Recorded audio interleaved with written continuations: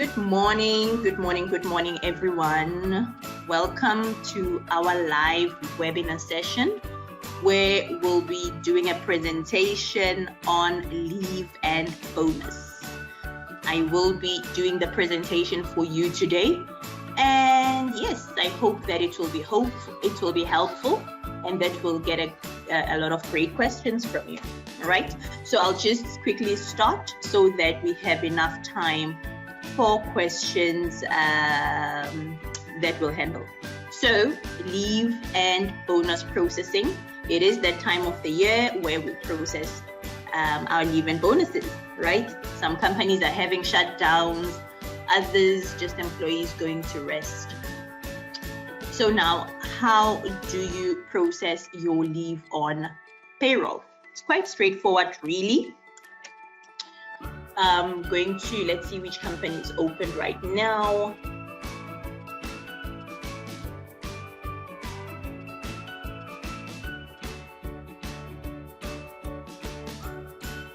Just give me a moment, trying to open a company quickly. And please, if you do not hear, just let me know, put in a chat and advise that the sound is bad. But yeah, we try to make sure that we don't have any technical issues today. We tried our best. So hopefully everything goes smoothly throughout the whole presentation. So I have a company that I've opened now. Well, my company is not necessarily in December, but it doesn't matter. The process is the same. It doesn't matter what period you are in. So when you process your bonus, there's two ways, or rather, let's say different ways of processing your bonus. So you can just process it directly on the payslip, right? So on the process payslip window in the income tab, you can just simply add your bonus code there. So let's just do a quick example. So when you go to process payslips, right? You go to process payslips, and then because a bonus is not the type of income that you will get every month, but you may get it maybe once, twice, 3 times a year, depending on your company. You do not want to process that in your default tab, but you want to capture it in your income because it is not a recurring type of payment. Okay, so what you do, let me see what period I'm in. I'm in November. Let me just do a pay period update into December. Give me a moment.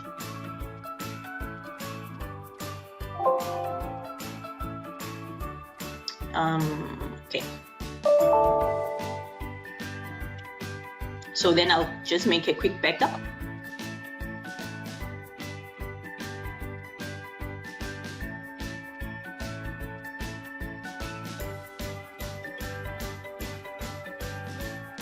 So now my monthly payroll is in December.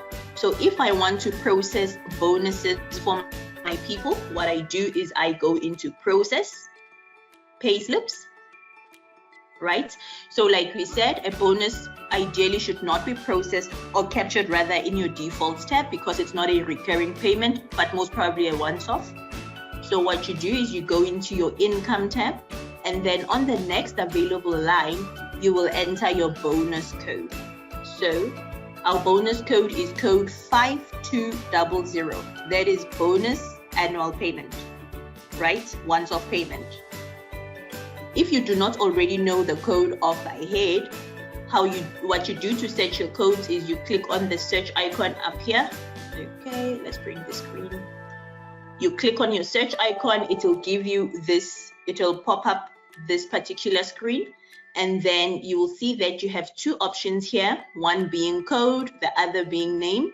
When you select name, you are then able to, you can even type in, but you can see that it already comes up right at the top, simply because the descriptions are in alphabetical order. So we're able to see the annual bonus right at the top. But suppose it was not here, what would you do? Then you would start typing. On your keyboard, when you type annual bonus, then the system will typically bring that up. Okay. So then you can double click on your code, it comes onto your screen, and then you can type in your amount of the bonus that you want to pay through. So for example, let's say this person is getting a bonus of 10,000 Rand. You will just type it in there and you will click save. All right. Okay, then. So I see there's a hand that has been lifted. Please rather go to the chat box and then type in your question there. I'll see it there. The reason for that is that our presentation here is not in, you are muted on your end, so I would not be able to hear you. Okay, so please just put your question in the chat. I'll see it and I'll respond to it. So let's rather not raise our hand, just put the question in the chat. So this is one way of processing your bonus directly on your payslip. All right, so I'm going to close this.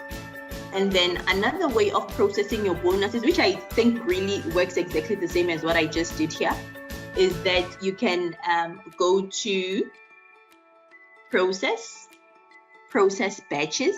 So suppose you have, I don't know, a lot of people on your payroll and you don't want to capture the bonus transaction one by one on each individual payslip, then you can batch it.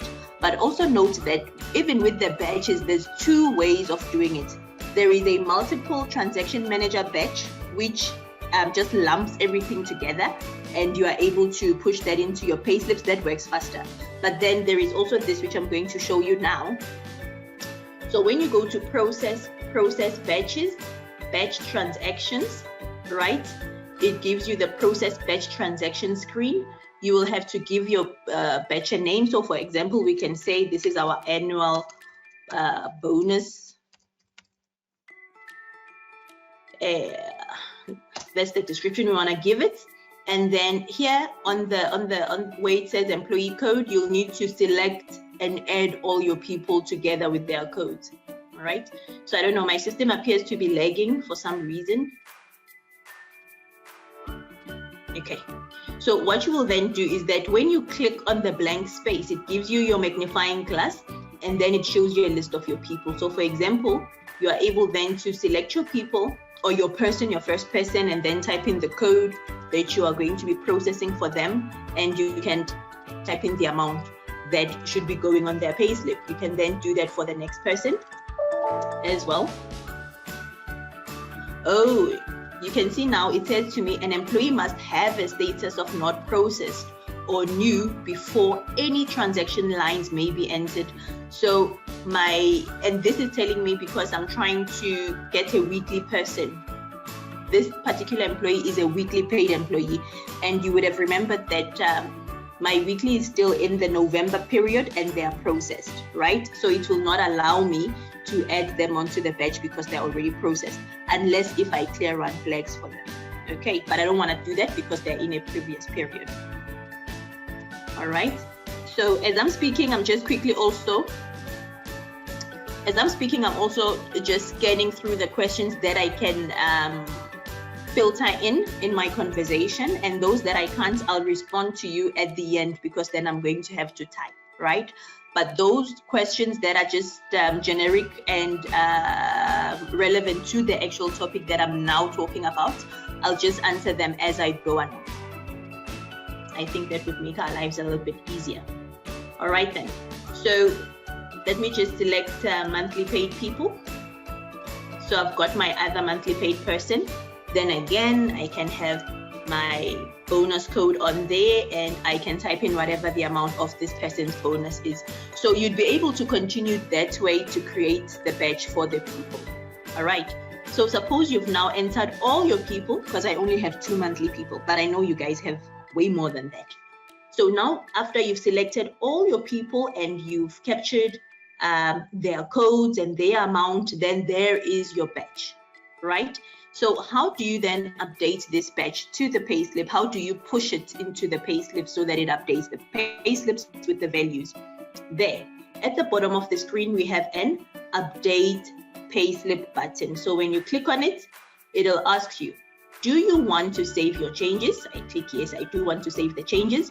It says you have selected to update this batch. Do you want to continue? So it is important that you actually look at the questions and read them. We have noticed that many times people just go click, click, click, next, next, next, okay, but they don't know what they're agreeing to. Then you get to the payslip and you find that there is a result that you were not necessarily looking for. but it is because of these little pop-ups that come up as you are doing your processing. So you need to read through this so that you do the right thing the first time, right? So it says you have selected to update this batch. Do you want to continue? Yes, I do.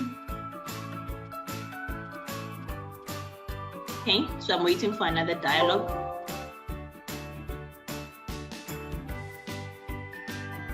All right, just give me, my system is lagging. I don't know what is happening. In the meantime, there's a question here while I'm trying to sort out the lag. There's a question that says, what if the bonus is cash and we do not want it to influence the PAYE? So if the bonus is, so you've given your employee cash and you still want to record it on the payslip. Can you please just expand on this question for me so that I understand what you are looking for? Are you saying you want to give the employee the cash and then still record the cash payment on the payslip?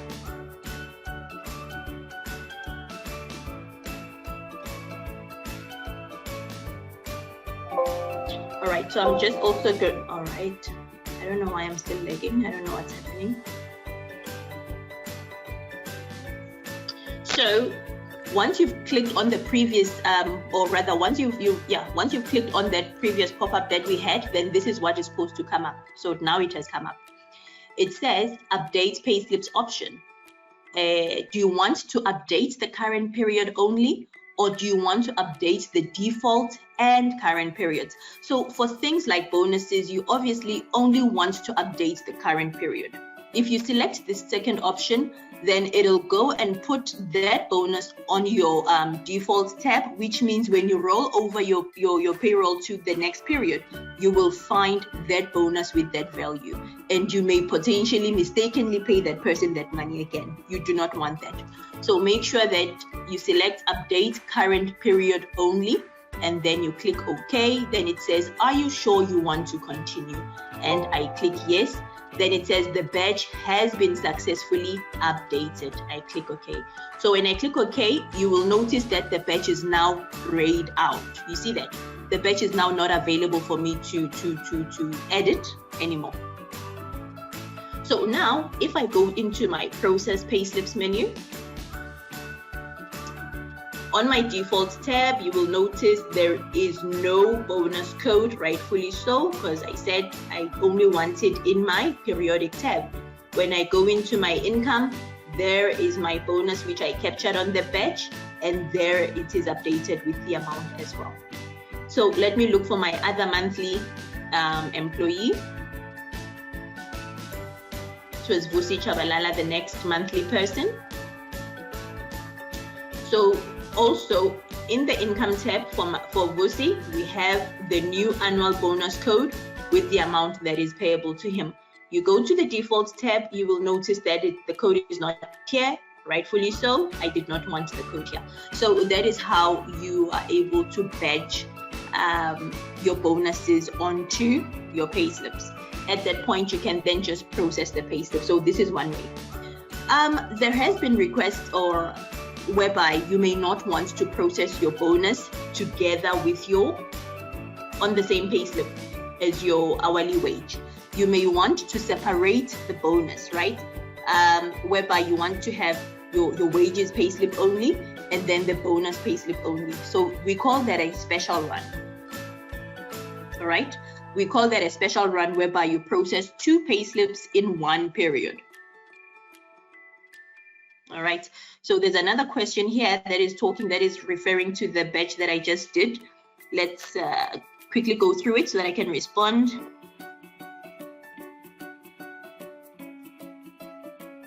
So the question says, if you had updated the pay slips through the batch, like what we've just done now, and then you need to adjust something, can you do it directly on the payslip? Yes. So suppose now you realize that, oh no, Vusi was not supposed to get, I was not supposed to batch 6,000 Rand onto Vusi, but only 4,000 Rand.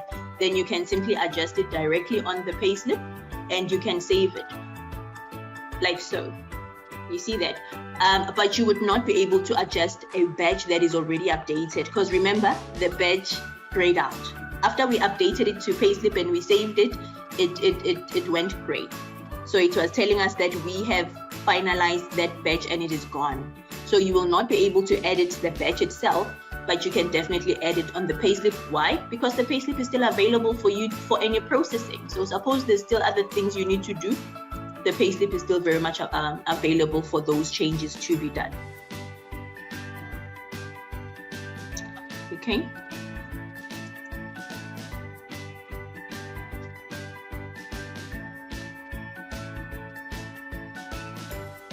So there's another question here that says, can you advise which bonus transactions, annual or other, will be included in the BCA leave totals?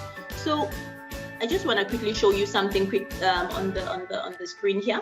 When you go into setup and you go into transactions, right? And we search for code 5200, which is our annual bonus, right? We call it up onto the screen. When you go to calculation totals, okay, I'm waiting for it to come up. Give me a moment, please.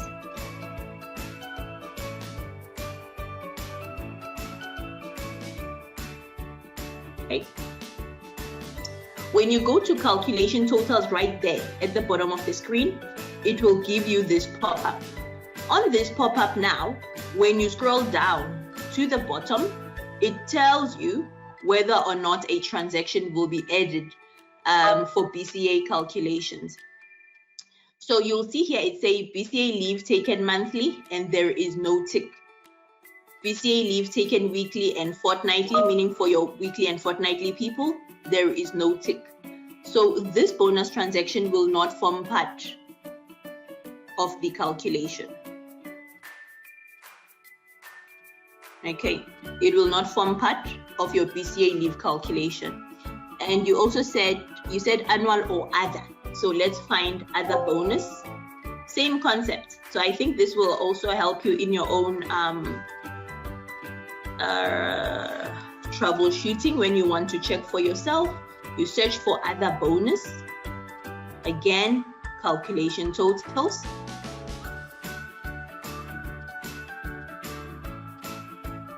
You scroll down. Here, it tells you everything that is applicable to the code. So BCA leave taken monthly is applicable for other bonus, and BCA leave taken weekly and fortnightly is applicable for other bonus.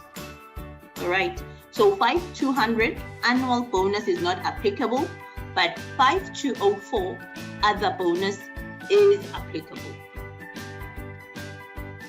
Okay, so I hope that answers that. Let me see which other one I can quickly respond to.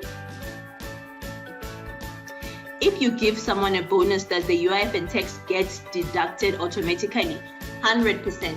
So when you are processing your bonus, UIF will be calculated on that bonus as well, provided your employee's salary has not exceeded the capped limit for UIF. So let's just quickly do an example. So this person's income is 7,900 Rand, but let's say his income was, I'm just going to change it to 20,000 Rand, which of course, at this point, the employee has reached their capped ceiling, right, for UIF. Then I'm going to zero out the bonus because I want to show you the difference. So our employee only has their hourly wage and no bonus or no other income. When you go into deductions and you look at the UIF code 8045, you will notice that it has a calculated amount of 177.12. This is the maximum that UIF can calculate in a month. Now, if I go and add my bonus amount of, let's say 5,000 Rand, and save, and go to deductions, you will notice the amount has not changed. And the reason for that is because the monthly limit has already been reached, right? So the UIF stays the same. However, suppose this person earns what? 5,000 Rand, for example.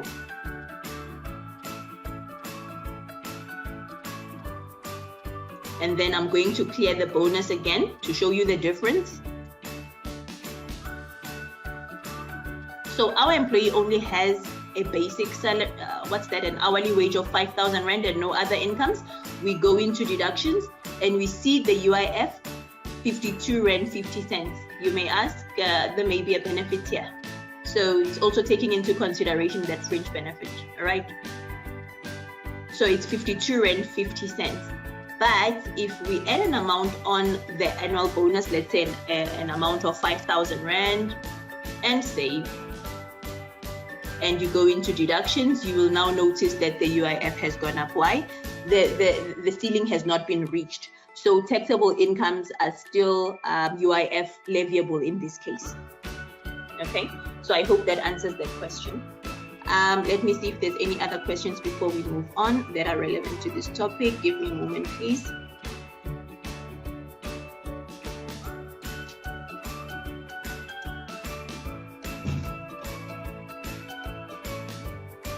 All right, so back to the first question, the one about a bonus that is a cash payment. So they've already paid the bonus in cash to the employee, but they also want to reflect that particular payment. Okay, though my understanding is that if you've already paid the person in cash, then you obviously don't want to affect the net pay, but you may want to affect the tax because that bonus must be taxed, right? So what you can do is the following. I'm going to delete the bonus code from the income tab here, right? And save my payslip, close. And then what I'll suggest that you do is that you go and you create a new transaction. You create a new transaction and you link that transaction to the bonus code. So this is what you do. You go to setup, transactions. Okay, it gives us our setup transactions sole access mode screen. You will click on the new, we call this new folder button. Click on the new folder button and you must create a new code, a code that doesn't already exist, all right? Anything between 1,000 and 5,000. So let's say we want to create code 1,000 and we'll link it to the existing bonus template. And I hope I'm not moving too fast. If I am, just flag me there. Description, you can call it whatever you want it to say. To call it, let's say bonus paid, right?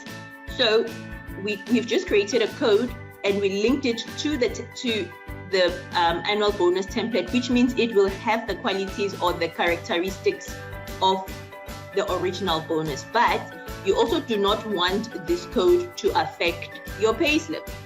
So what you do is right here on the right hand side under processing rules, you've got a list of options here and one of them is affect payslip. So by default, a bonus will affect your payslip. In your case, you do not want this one to affect your payslip. So what do? You remove, while there are processed employees on your payroll, you may not change this field. So this thing is telling me that I must go clear run flags for all people, right? So let's just quickly do that. Let's close the screen. Process clear run flags.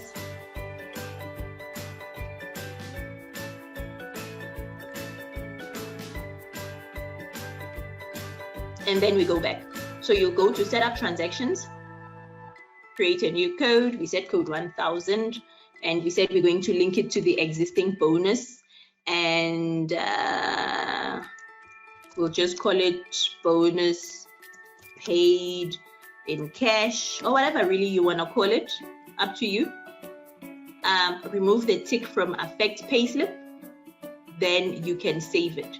If you have weekly and fortnightly people that will also get to use this code, you will copy the thing to weekly and you will copy to fortnightly. But if it will only affect that one person, it's fine. You leave it like that and you save. Thereafter, you go to your process payslips menu. In your income tab, you add your newly created code, which is code 1,000, and you enter the amount, whatever the amount is that is applicable to that person. Okay. Oh, let me just show you quickly. Let's just clear this so that you see what the original payslip looked like. So originally we had an hourly wage of 6,000 Rand. You will see here it says total gross income 6,000 Rand. So typically if you're going to add another income, the total gross will be affected. So, but in this case, we told this code to not affect the payslip. So it doesn't matter how much money we add on this payslip, so on this transaction, sorry. So for example, let's say we add 1,000 Rand and we click save.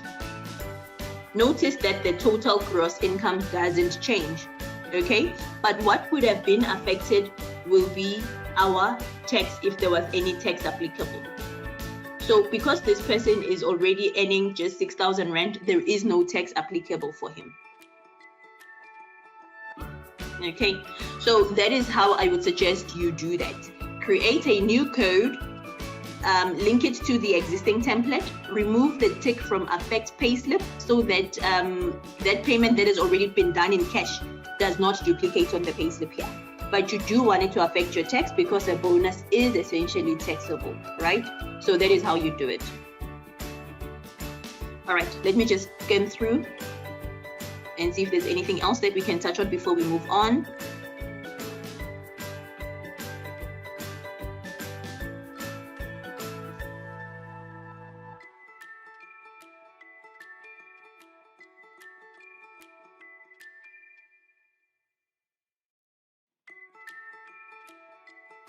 Yes, correct. There's a question that says, so when you do the batch transaction, it doesn't process the payslip immediately. No, the batch itself doesn't process the payslip.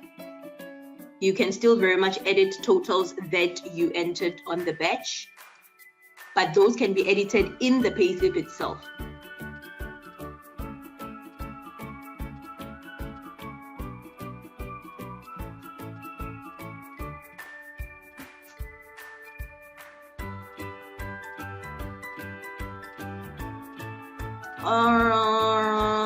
All right, so the cash bonus, I am unable to advise here. You're advising that you may not want them to be taxed on it.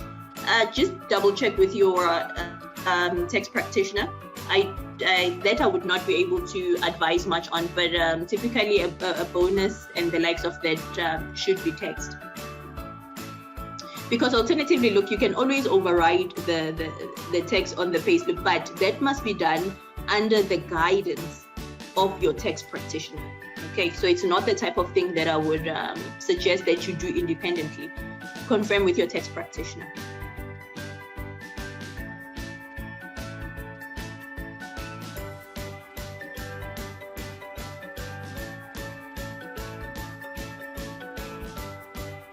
All right, so I think those are all the questions. I don't see any more questions here. I'm going to move on.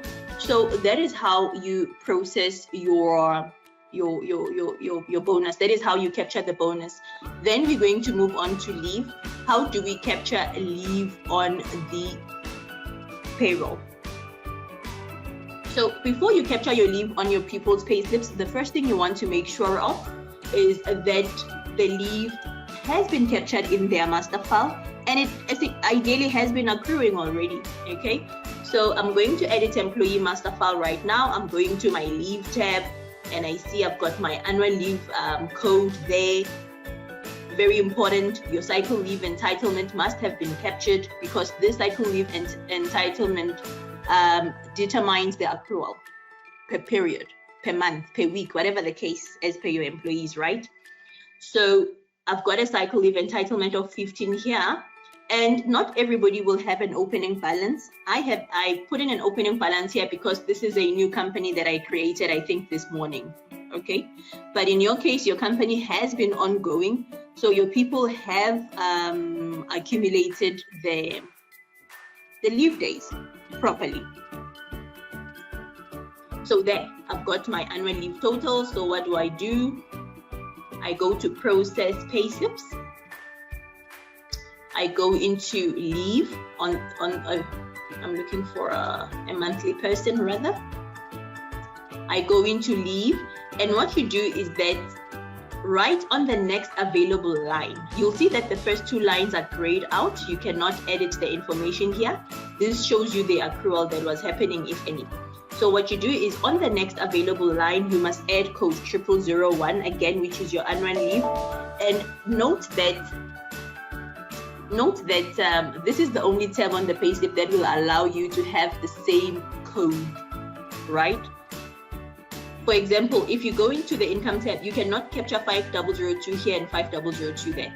But in here, we already have 0001 and we are able to capture it again because now we want to enter the date from and the date to for the leave. So typically in our companies in South Africa, people will be starting to go on leave around the 15th, you know, or even maybe beyond that, maybe around the 20th, whatever the case.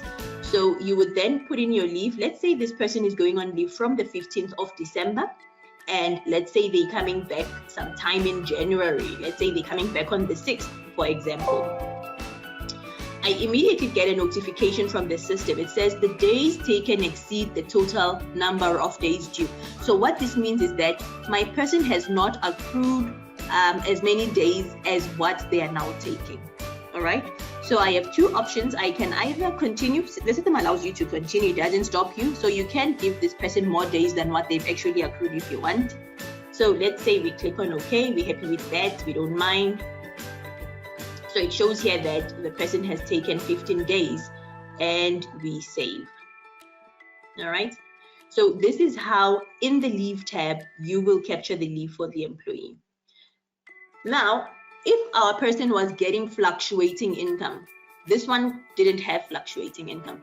But if they had fluctuating income in the last 3 months, fluctuating income could have been overtime, whatever else really that we pay people. So if they received fluctuating income, then you would have noted that a new code would have appeared here. Code 5012 would have appeared here, and that would have been calculating the rate for the fluctuating income that the employee typically gets. But we look, as per legislation, we would have looked specifically at the last 3 months for a monthly paid person. So what kind of incomes does this person get? Time frame to look at, last 3 months, and that will be factored in when they take leave. But in this case, this person didn't have any of that, so it doesn't appear. All right. So I'm just going to get one of my weekly people because I want to quickly do an example for a weekly paid person. But then my weekly is in November. So if you can just give me a moment, I want to bring it to December as well.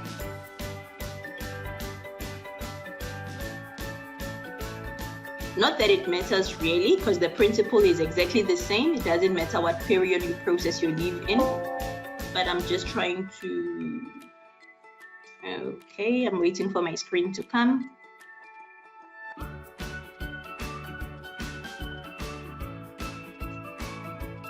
It's giving me exceptions, so I'm just going through exceptions to see exactly what it is that must be processed, must be corrected.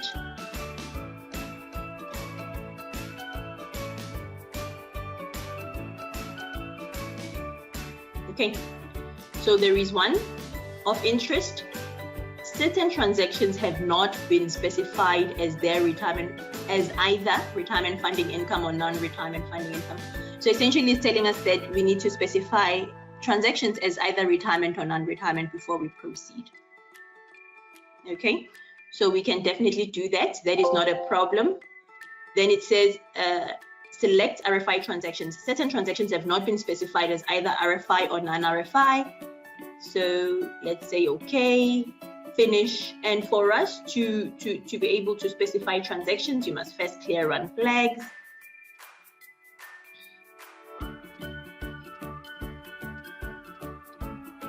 Then we can do the payroll run again. The reason why I'm doing this, when you do a payroll run, just give me a moment. Something is not working right here.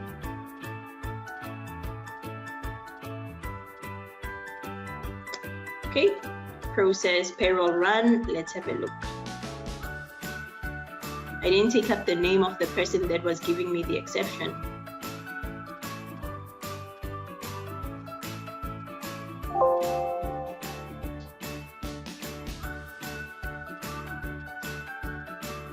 Glenda Green. Okay, that's fine.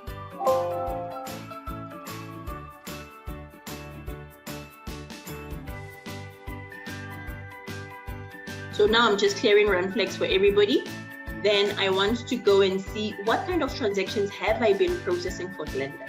Okay.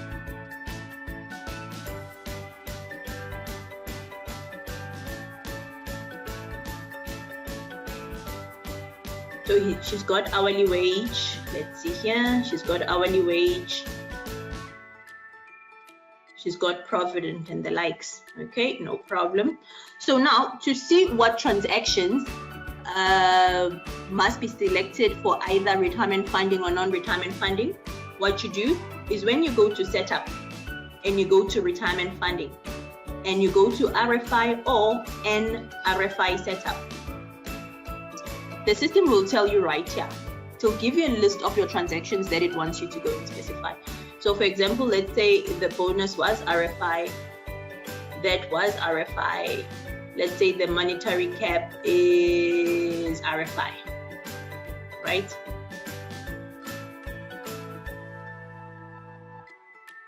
Okay, I hope I did that right. Let's have a look. Let's continue. Now we're doing a payroll run again. We want to see if it still gives us the exception. So there it's still complaining.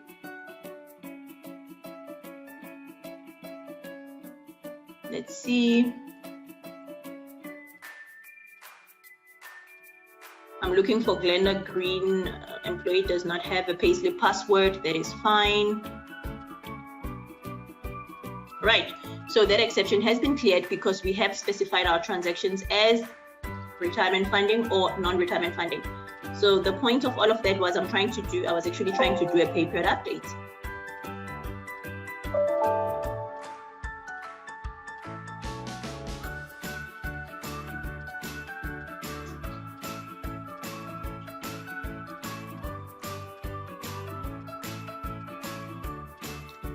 Right, so our person is now, or rather our weekly profile is now in December, and let's say we want to process leave for our weekly people. So what you do is you go into process payslips. This is again after you've made sure that you have already captured their entitlement in the master file and that they ideally have days that they have approved, right? Because that's now what they're going to make use of. So weekly person, there she is. You go into their leave tab, you add a new line of code 0001.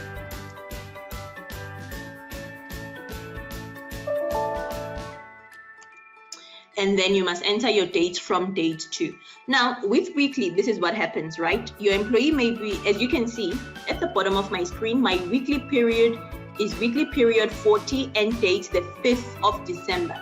But suppose this person is only going on leave from the 15th, but you already want to capture it now. It's fine, you can do it, right?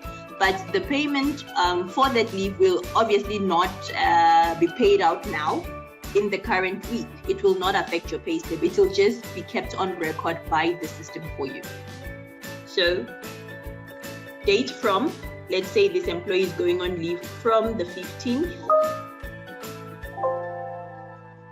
And it'll tell you, please note that this date is in a future period.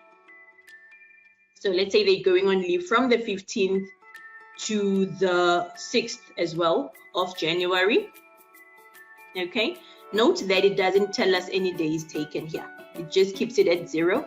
So if you say tab, you will notice that these 3 columns are grayed out and we cannot edit it. This is because this leave is in a future period and the system is not necessarily actioning it, but it's just recording it. However, had this leave been in the current period, then the system would obviously action it now. But I just want to show you how this works. Okay, so we click save. Now the leave has been captured, but nothing is happening with the system. What will happen is that because we are on week ending the 5th of the 12th, if we roll over the payroll to the next week, the person is still on leave. It's still not on leave rather. And then you roll it over to the week when they start leave, then you will see that the system will start actioning this very leave that you've already captured. So there is a question here that says, can I process leave in advance? Yes. definitely the way that I've shown you now, you can process the leave in advance, but it will not affect your payslip in advance. It will just stay on record by the system for you. Okay, so let me just see any other question. All right, so now I'm going to process this payslip.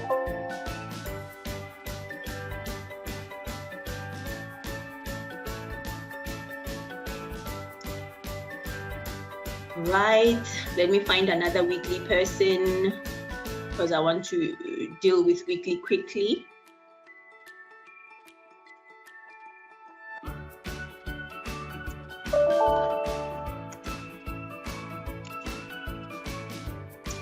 This one, let's give him a date starting from the current period. So we're on week ending the 5th. So let's give him leave from the 2nd of December to the 31st of December. Okay, random dates really. Save. Now, when you do this, because we are saying this employee is taking leave from the 2nd of December, and yet our payroll for the weekly is ending on the 5th, it means this person has worked for, let's open the calendar together. If the week is ending on Sunday on the 5th, right? And let me go back here. Okay. If the week is ending on the 5th and their leave is starting on the 2nd, right? It means that they've essentially actively worked the 1st only. So they've come into work and actively worked for the 1st only. So the 2nd and the 3rd, they did not work because this is when the leave started. So what you do is on the income tab, you need to adjust their hours here. You need to, I don't know why this person would have a quantity of 160 when they are weekly paid, but in any case, that is not a problem. You need to adjust this person's quantity and reduce it by the days that are not worked by the employee. So for example, if one day has 8 hours, 2 days is 16, then you must say 160. Why does it say 160? This is just so fantastic. Okay, so typically it should be 40, like so. Typically an 8-hour day will work out to a 40-hour week. So from the 40, you will remove the 16. Okay. Which leaves us with 24, like so.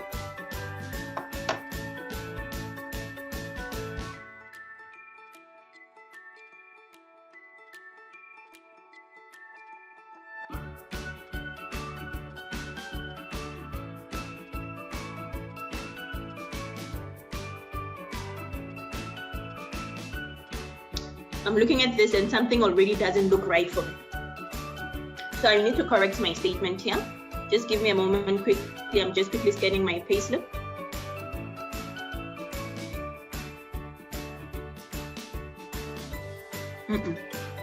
This is wrong. Apologies for that. So the person has taken leave, but remember, annual leave is paid for, right? So we must not reduce their hours by the days not worked because that leave period must be paid for. I don't know why I said that. I'm mixing it up with unpaid leave. Apologies for that. So you must leave them at 40 for the current week.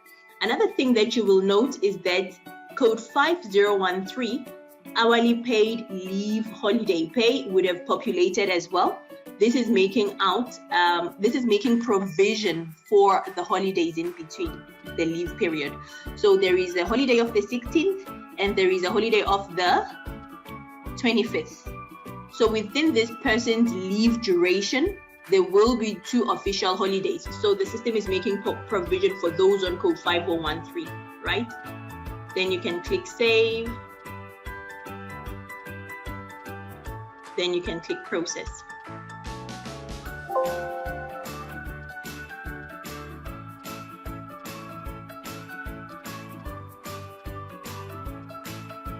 I'm waiting for my screen. Just give me a moment. It's still coming up.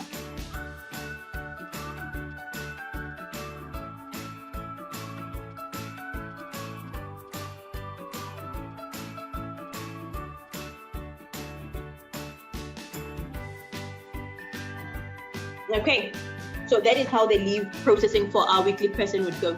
So if you now do a process pay period update for weekly people, suppose you're done with capturing your leave for the weekly people.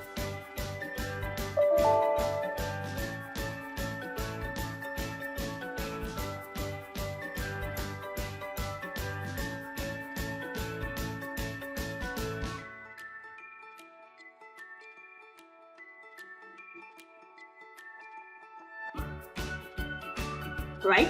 So that was our payroll run and pay period update, and it has taken us up onto the next week. So now when you go into process payslips,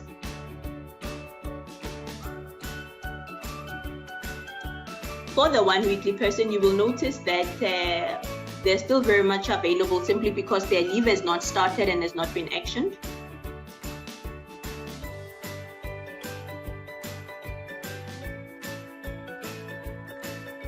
Was this the next weekly person? I didn't take note of his name. So when you look at the next weekly person whose leave started in the previous week, when you move on to the new week, look at that status. It says on leave because we have locked out all the other weeks up until the 30th. So when you roll over his payroll again to the new period, he will still very much be on leave and his payslip will not be available for editing. You will notice that there is nothing on his payslip. His payslip is all grayed out, blanked out rather. And that is because this period is on leave. This will go on up until the 30th of December. Then his payslip will become available again. But there has been instances whereby the employee, yes, applied for leave was processed for them, and then for whatever reason they come back, let's say on the 20th, right? You bring them back on the 20th, so they do not complete their full leave. Can you reinstate them? Yes, you can. So to reinstate them, you just click on the reinstate button, then their payslip will be available for you again to continue processing, should there be a change in their leave. All right, so that is how this one would work. Another thing that I quickly want to show you before I get to the questions is the special run, because I'm looking at the time, we're running out of time. So suppose you don't want to have your bonus on the same payslip as your wages or basic salaries. What do? You can set up a special run which will allow you to process a second payslip, which will only have whatever transactions that you want to process at that time. All right. So how do you do that? I'm gonna go through it quickly. So when you go into setup, and you go into pay frequencies. All right. For example, for your monthly, it'll show you all the periods that are already completed and closed. So from March up until November is grayed out because those are already closed. But the period that you are currently in and currently working in is December, or that I am currently working in on this payroll is December. So this is available for me. So if I wanted to set up a special run in December because I want a second payslip, I can certainly do that. It says you have selected to do a special run in the current period. You will not be given the option to make it the first run of the month, as either employees have already been processed in the month or employees have been terminated in the current month. So what it's telling me is that for my monthly people, if I already have processed people, let's just quickly close this and have a look so that we see what we're talking about. So John Brown is monthly and he is processed. So that message is telling me that if someone is already processed within your payroll, then you will not be able to do the special run as the first run. The special run can then be the second run. However, had I not had processed people, then the special run can be the first run, specifically for the monthly pay frequency though. So for your weekly and your fortnightly, the special run can never be the first run ever. For your weekly and fortnightly, the special run will always be the second run. But for monthly, you are flexible, provided you do not have processed people, okay? All right, so let's move on then. Set up pay frequencies.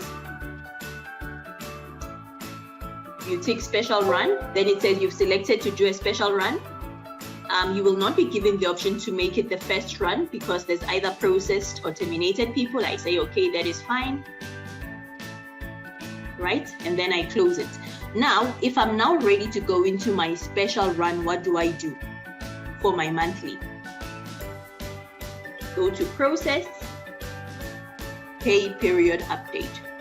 So that I want to do a pay period update into my second payslip.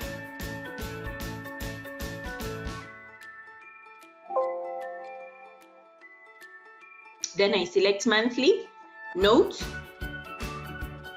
that it goes and ticks, and I can verify it. It goes and ticks that, oh, you are now going into the special run. You see that? Because normally in a normal pay period update, normal run will be selected, then you click next and it goes into the new month. But in this case, we want to go into the special run. So it ticks special run here. You click next. Says a backup must be done.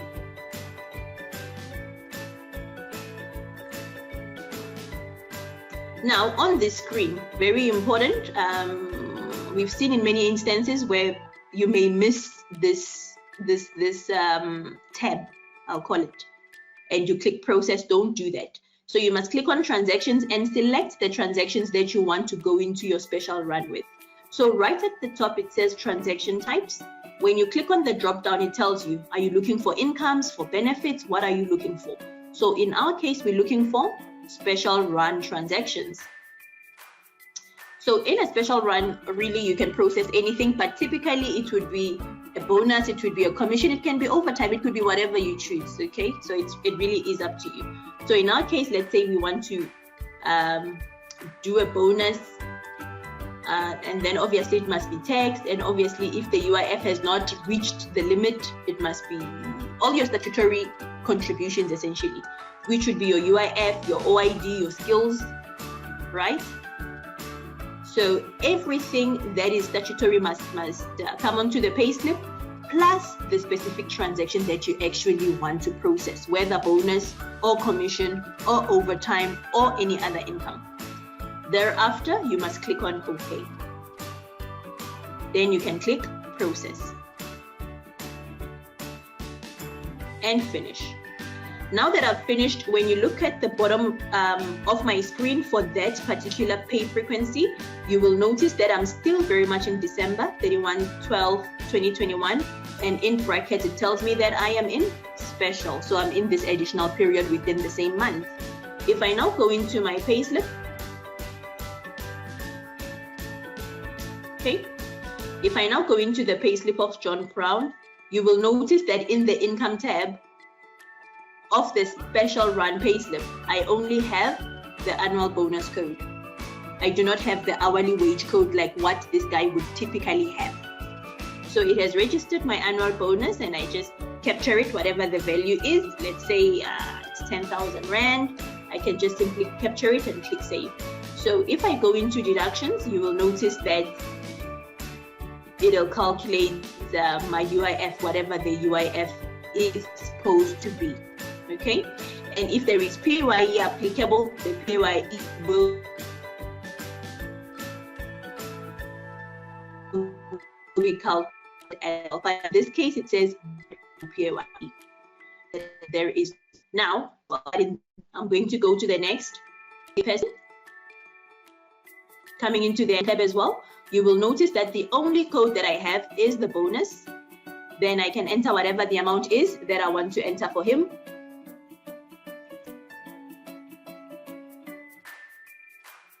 If I go into my deductions tab, I have my PAYE and my UIF.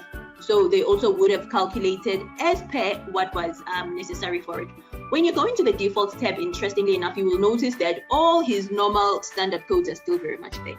So the system knows this person's profile, it doesn't forget it. It knows that typically this is what you will find on the person's payslip. But because we are in a special period and we have selected specific codes that we want to see, then those specific codes are the codes that will affect our periodic tabs. Periodic tabs being their income, deductions, benefits, and contributions. One thing that is very important about the special run that you need to remember is that you cannot process leave in a special run. Now being the bonus period, shutdown periods, and whatever, obviously we are all paying bonuses, we're all processing leave.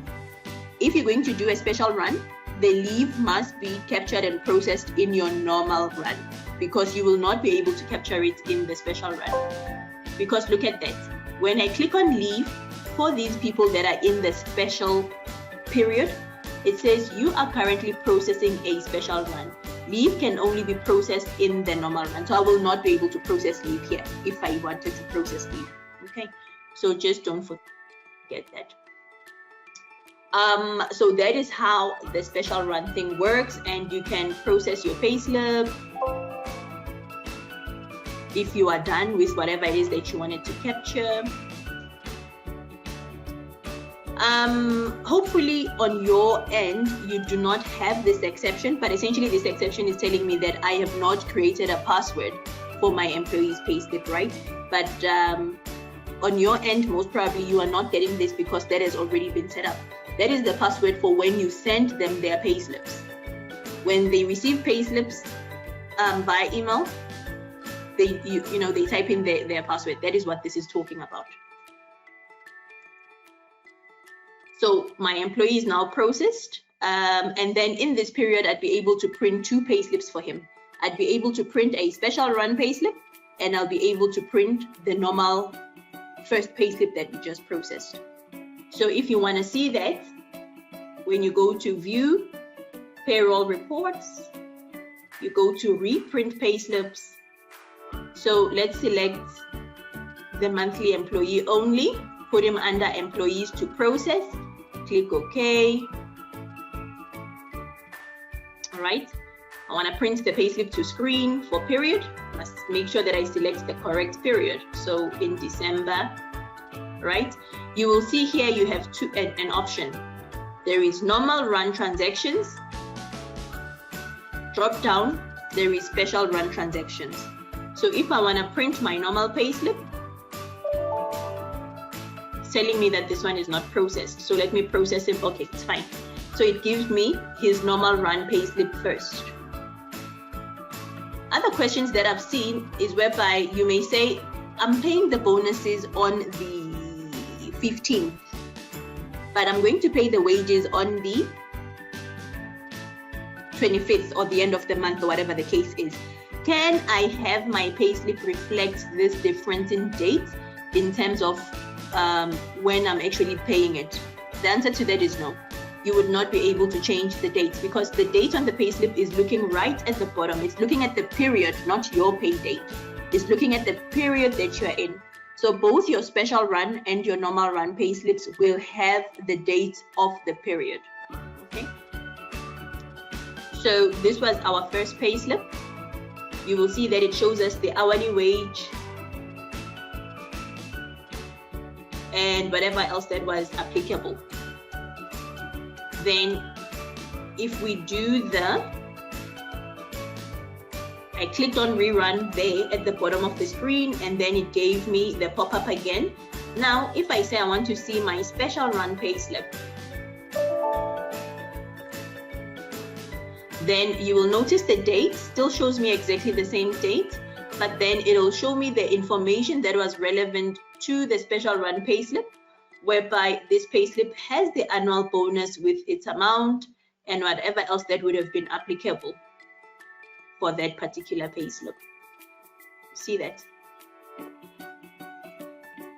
So that is how the special run would go. So you would set it up exactly the same for your weekly, for your fortnightly. You do it under setup, pay frequencies.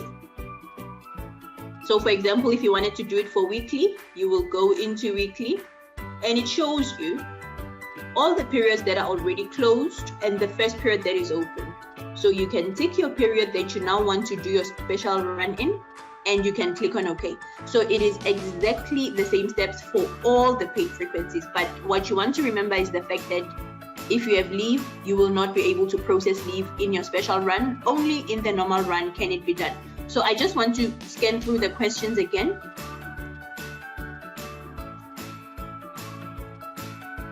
Most of the questions I was just filtering into the conversation that I was doing, so I may not be typing back the answers to you because I've already responded to those, but those that I've not touched on, I'm going to start typing on those. All right, it's just that I didn't want to have quiet moments within the session. I wanted us to cover as much as we can.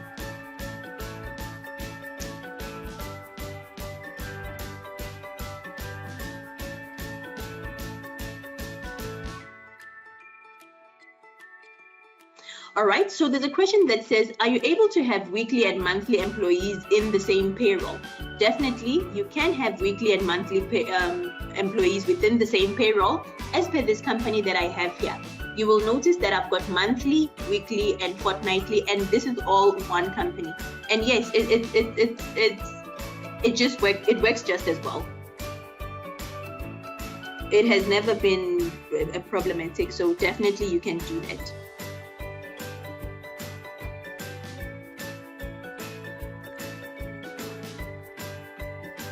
All right, so essentially we've reached the end of our session. It is 11:01 right now. So in terms of presenting, I will not be presenting anymore. I will be going through your questions.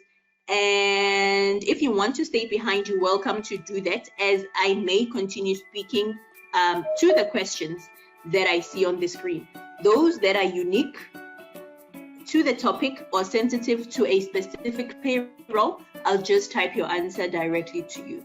But questions that are generic, that are about leave processing, bonus processing, special run, and the likes, I'll just keep on talking. But whomever that would like to leave, we have reached the end of the session. There will be nothing new that I'm going to be presenting, except for responding to the questions that I'm just quickly going through here. So for those that need to leave, thank you so much for joining in. And I believe this is the last session for the year. I hope that you have a safe and great holiday, Christmas, New Year, and we'll see you next year. If you still have questions that have not been addressed here, you are welcome to email our email support pastelpayroll@sage.com. Email us there. You'll find me there. I'm responding to questions there as well. Or you can call us, really. Okay, one other thing that I'm going to do quickly is I'm going to upload handouts for leave processing. I'm going to upload handouts for leave processing for you, just in case you still need to go through it. And we also have an infographic, so videos that show exactly how the thing is to be processed. So I'm going to upload this now in the handouts menu, but as soon as I'm done with answering the questions. So yeah, thank you so much for those that need to leave. Thank you for attending. We'll see you next year. Keep safe.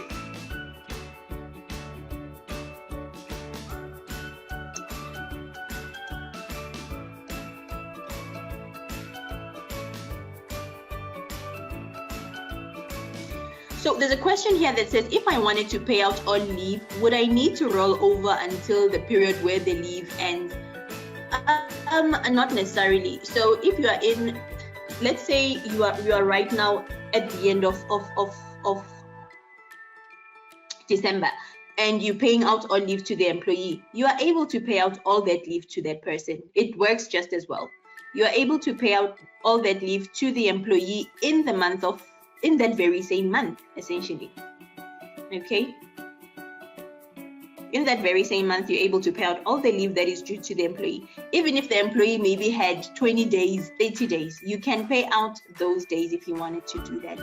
Because paying out leave days, essentially, that is monetary at that point. It's money. It's days converted into their daily rate.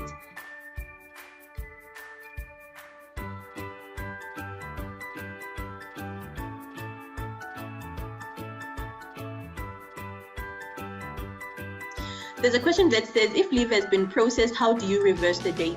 So you would not be able to reverse the date. So suppose you processed leave in November, you captured the leave in November, but this leave was, the dates of the leave were in December.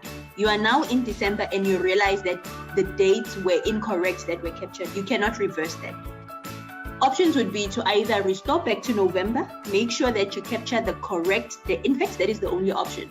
Restore back to November, clear the incorrect dates that you had initially captured, and then capture the correct dates. you would not be able to edit or adjust the dates that were captured, because that field is not made available to you anymore.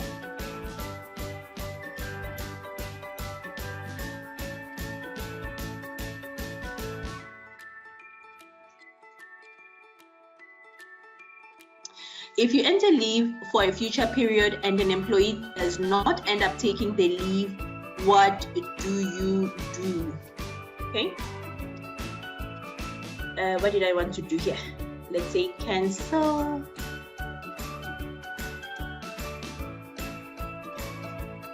So let's go to the payslip. I'm responding to the question that says, if you entered leave for a future period and that employee ends up not taking that leave, what do you do?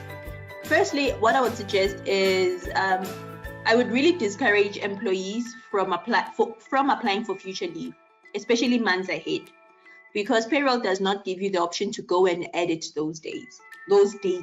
Okay, so suppose you are now in December and your employee says, listen, in February I'm going to take 2 weeks and these are my dates.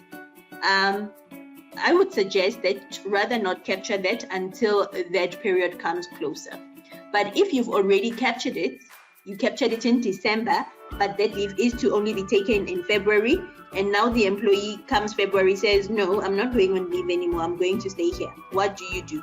The only thing you can do, if you're not going to restore back and correct the dates that you captured, the only thing you can do at that point would be to go to the master file of the person, edit employee master file. In the master file, in the leave tab, the only thing you can do is adjust their opening balances and give them those days back.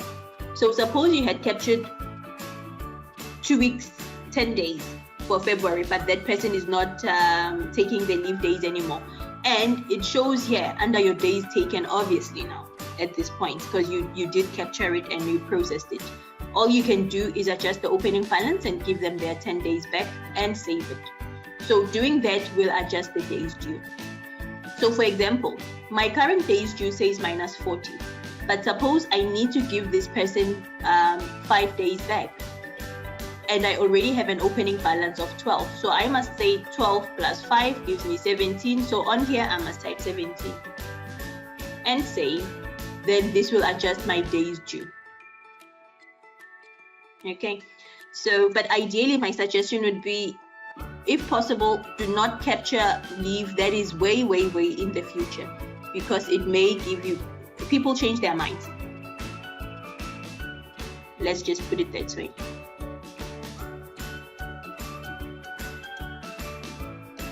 Can leave taken also be processed in a batch rather than directly on the payslip? Definitely. Leave can be processed in a batch. Let me just quickly show you. All right. So when you go into process batches, batch, right? Here, where it says batch type, you either have payslip batch or leave batch. So you can do a leave batch. So let's say December leave batch, because you must always give your leave batch a description, right? And then you can select your people. Oh, this person is in a special run, so I cannot do leave for him. So you select your employee code, you put in your transaction code, so for example, annual leave, and then you capture your dates from, or rather you select the date from that you're expecting them to take the leave. Now I don't know what data I used up here for this person, but let's say from the 1st, if that is not already used, to the 2nd, just making an example. So it shows us that is 3 days, and then you can continue like that. Select the next person and do the same until you've captured all your leave for your people. Thereafter, you can update the payslip with your leave. So definitely you can batch in your leave. Okay. So you can then say update payslip. Do you want to save the changes? We say yes. You have selected to update. Do you want to continue? You say yes. Batch has been successfully updated. I click OK. Then it grays out my batch and it tells me that it's updated, and I did it for employee 002. So let's go have a look. Process payslips, employee number 2, leave, and then there is the line. So you can definitely badge in your leave as well. All right, let me just quickly try and move to other questions.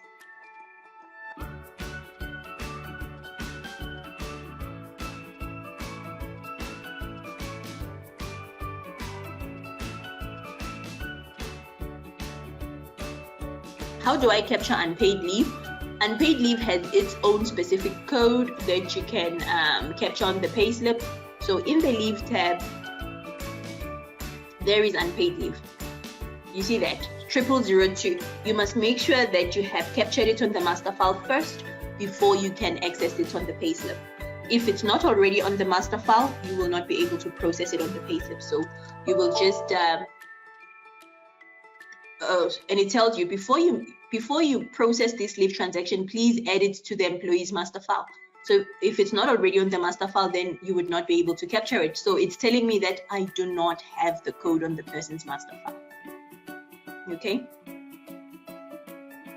I can just quickly do it. It's not a train smash.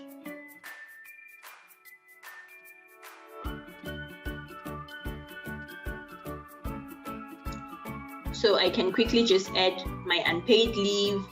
And unpaid leave doesn't have an entitlement, right? Unpaid leave doesn't have an entitlement.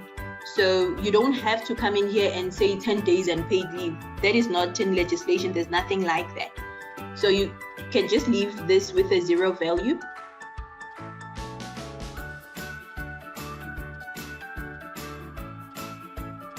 And then on the leave tab, now you can add code 0002 unpaid leave, and then you can put in the unpaid leave duration, whatever those dates are. You can put in the unpaid leave duration, and then you can save the payslip. All right. In a case, another thing that I can just quickly brush through, in a case where an employee, let's say your company is going through a shutdown, and your employee has accumulated only, let's say 10 days. They've accrued 10 days, but the shutdown of your business is 15. So they must go on leave for 15 days, right? However, they've only accrued 10. So you are able to process all the 15 days, but then this employee will go into a negative because they now owe the company. That is one. Two is that you can, let us find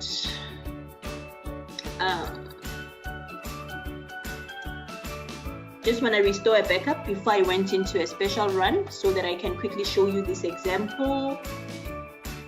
I hope this is the right backup.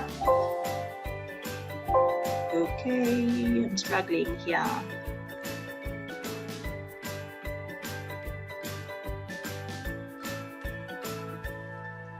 Okay, this is still in the special run. I just want to quickly get out of the special run.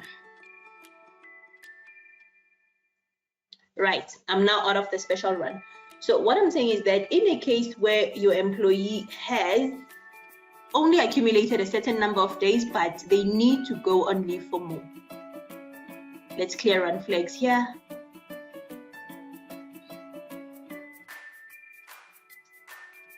Right. So on the grade lines, right at the top of your leave, it tells you the total leave days due for your person. So it says to us, this person actually only has 10.5 days, but suppose they need to go for 15, like what we said. So what you do, 0001, you can put in your dates range, let's say from the 15th to the 6th, which will definitely exceed our 10. It tells us the days taken exceed the total number of days due. I click on OK, right? So now the system is going to make provision for the rate for what am I saying? Now the system is going to make monetary provision for the employee for a total of 15 days. But if they essentially did not work all 15, or rather if they do not have all 15 but only 10, then you adjust it here where it says days taken. The date from and date to can reflect the 15th because that is the leave period essentially, but the monetary provision, the money that is then payable to the employee, can be made to be only 10 instead of 15.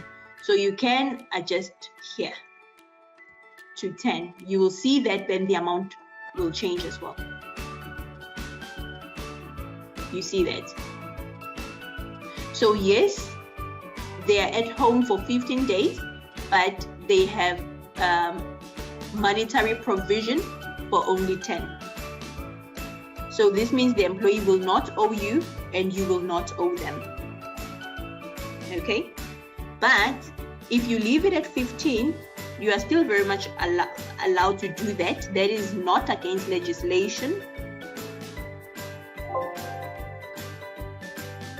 15, you've paid them for all 15 days, but they owe you, meaning that in months to come, they'll be working back the days before they can start accruing their own again. So that is how that would work. All right, I think I saw 2 other questions. Let's just see.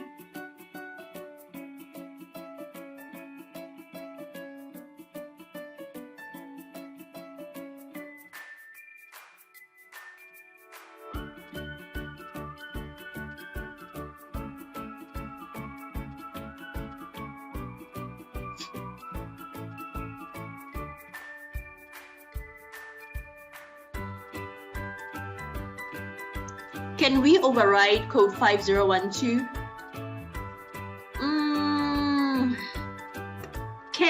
You can. The system allows you because the button is there. Is that advisable? No. Do not override 5012. I would ask you, why is it that you want to override 5012, right? Because you may find that suppose your company does not fall under BCA legislation and you have a different policy, then you can. So it depends on the dynamic of your company and your industry. So companies that will typically not use BCA are companies that belong to councils because there's different policies that are governing them. But other companies, you fall under BCA, unless also if you're going to be paying a rate that is higher than the BCA rate, then you can exclude or deactivate BCA, but you cannot just randomly remove BCA. All right, so you can override it because the button is there for you to override it, but it is not advisable to do so. I'd rather say have a chat with your tax practitioner, or just provide me more detail. Maybe why is it that you want to override it? What is it that are you finding it to be a discrepancy, or what is it? That way I'll be able to maybe direct my response in the correct way. How do I correct if there is no leave that was accrued? So suppose you had captured your people on your payroll, and for whatever reason you forgot to capture leave, and thus leave did not accrue for them. The only thing you can then do is that in their master files, all right, I think this is the last question. I don't see any new questions. If you still have a question, put it in quickly because we are actually out of time at this point. Put it in quickly, then I'll just quickly respond to it. Other than that, I'm also typing for some other questions. But then at 25 past, I will be closing the session, right? Then I'll just be responding to the other questions that needs typed out answers. All right, so if for whatever reason you had forgotten to capture your leave, what you do is opening balance. You will capture their cycle leave entitlement, which is typically 15, and then you will save. It's just that, do I have a backup? I want to show you a backup which doesn't have leave.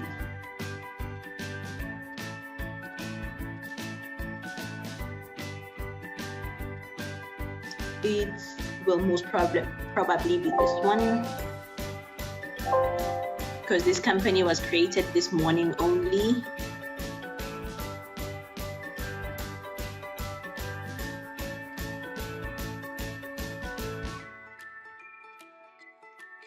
All right, let's see what we have in the master file here.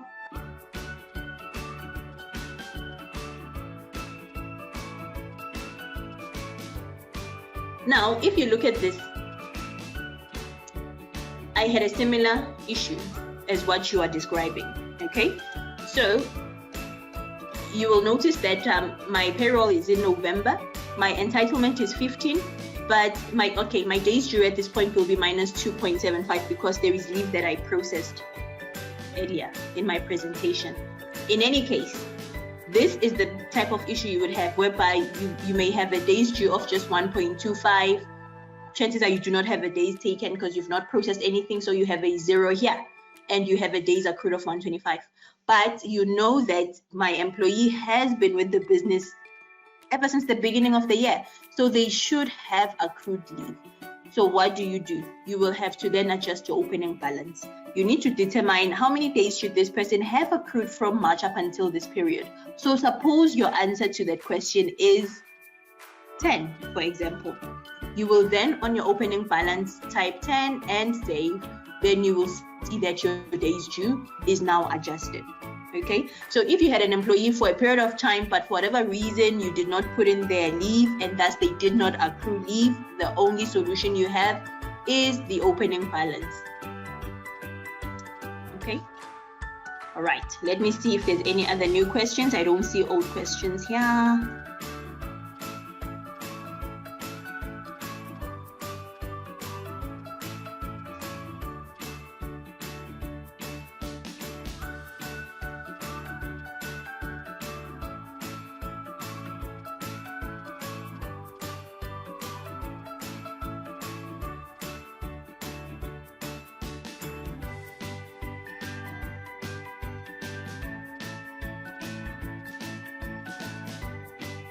I'm just getting through your questions, guys, to see if there's any questions that I may have missed.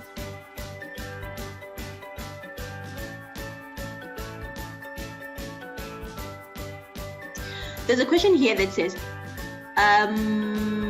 this was during the bonus capturing. This was during the bonus presentation.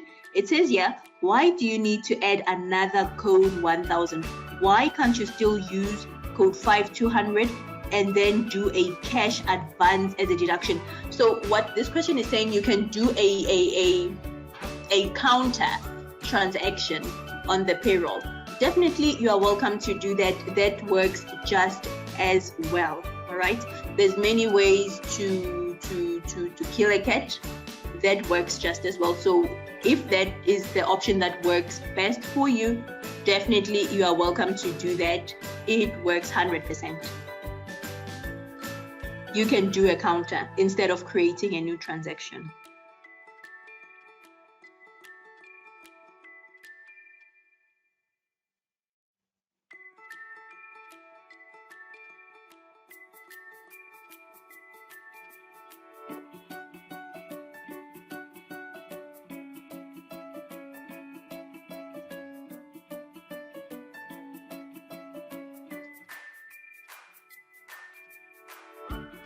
There's a question that says, I want to know how to process leave for the security industry because the formula is on the government gazette. Will payroll know this formula, or is it going to be a BCA to use BCA calculation? So for security, there is no special transactions that you will find on. Okay, so with other councils like your MIPFAs, your roads, and your electric, there is special transactions, right? That when you process their bonus, when you process their leave, that will populate onto the income tab. But security doesn't have anything like that. So the security industry will basically, exactly the way that I was processing leave, that is how you will process it for your security as well.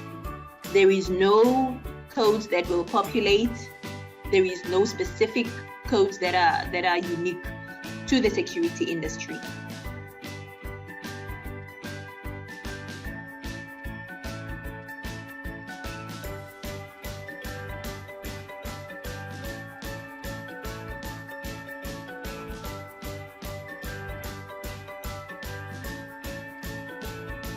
Do I always have to put a remark when processing leave? You would have noticed that I didn't put in remarks. So you do not have to put in a remark unless you need to. So for example, if you are making a change that needs you to remember what happened, then definitely put in a remark. I'd say definitely put in a remark if it's the type of transaction that you may need to recollect at a later stage. Yes. And if you choose to put a remark with every transaction as well, leave transaction, it's fine. The system, the thing is available for that. You can definitely put in your remarks, yes.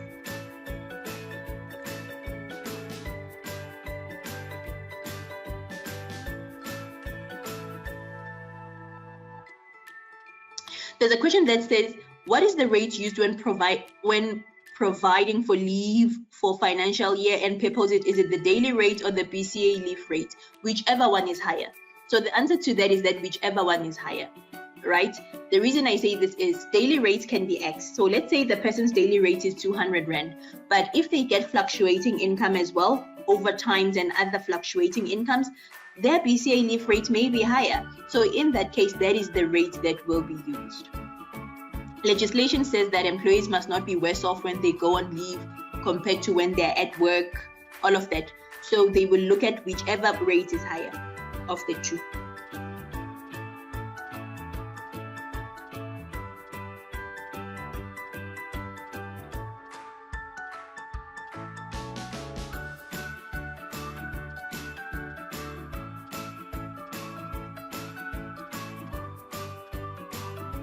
All right, I don't see any other new questions.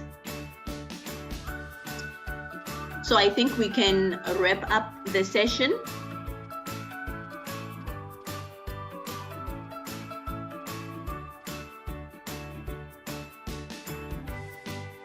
I'm not seeing any other new questions. I think we can wrap up the session. We are way past our time. Can we do another example? Processing weekly leave. Okay, cool. I'll quickly do that. Then there's one that says previous payroll clerk used transaction 5010. 5010 is leave paid upon termination. So when you're terminating an employee, that is the code that will come through to the payslip. So that is not a code for our security industry specifically. All right. So how do you process leave for a weekly paid employee? I am going to open my demo company because I think I've messed up the one company.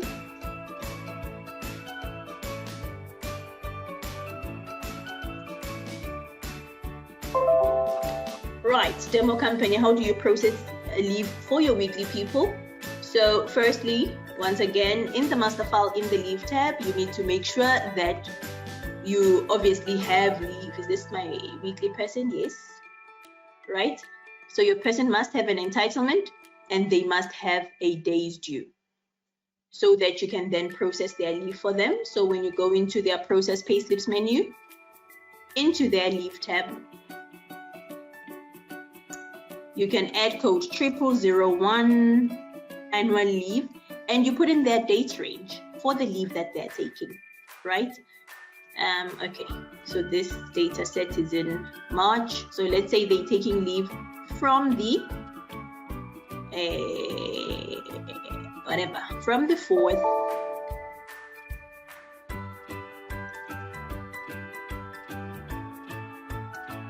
to the 19th. Just random dates really, because the principle is just the same, right? And you save.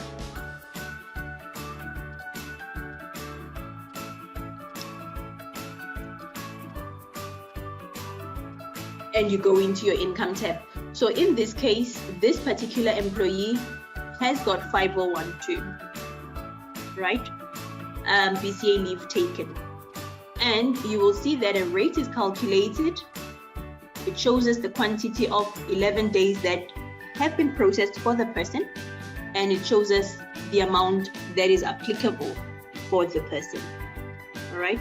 So when you have 5012 BCA leave days taken and it shows you the value, then you have to adjust the quantity because these days there's already provision for them.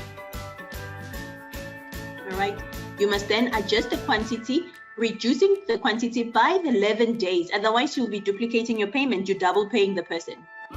If you just leave their payslip with the original quantity that was there and the new 5012 line that is now here, then you're duplicating the payment, you're double paying them. Okay, so just take note of that. You must then adjust the quantity, reducing it by the 11 days. So suppose, I don't know what that calculation would be right now, but let's say it is then reduced to 20. That is what you would do. You would click save, and then you would process the payslip. So that is how you would process leave for your weekly people. It works exactly the same as your monthly. Your fortnightly will work exactly the same. All you need to remember is that once you have your 5012 BCA leave taken code, then you must adjust the quantity accordingly. Okay, so that you do not duplicate the payment of the person. All right then, so I think that was the last question. There is no other question that I see here on the screen. Thank you so much, guys, for joining us, and I apologize, we are way beyond the applicable or allowable time that we were supposed to do, but I also know how important it is for you guys to do your bonuses and leave payments correct. I will go and upload the, what did I say I was going to upload? I'm going to upload the guides for your leave payment and your bonus just now. I'll put it up just now for reference. Also, if you still have questions, go to email support. I'm also there going through those emails and responding as quick as I can. I hope this session was helpful to you, and have a good Christmas. Enjoy your holidays, stay safe. Let's see you in tax next year. Thank you so much, guys. Thank you so much.